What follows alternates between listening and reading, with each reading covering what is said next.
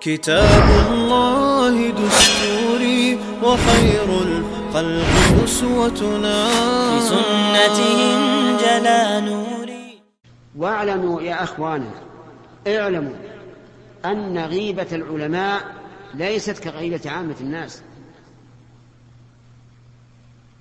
لماذا؟ غيبة العالم لا شك أنها تؤثر عليه،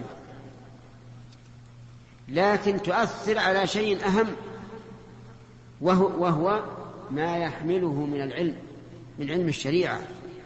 لأن الناس إذا لم يثقوا بالعالم لم يقبلوا قوله حتى لو قال الصواب. فتكون الآن أنت إذا اغتبت العالم جنيت على العالم وعلى الشريعة، لأن الناس لا يثقون بقوله بعد هذا.